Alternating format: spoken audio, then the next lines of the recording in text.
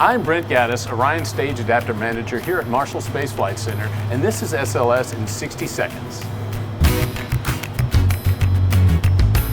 The Orion Stage Adapter will connect the Orion spacecraft to the upper stage of the rocket and will also carry 13 small satellites. Small satellites, also known as CubeSats, are carried on special brackets inside the stage adapter and released into deep space.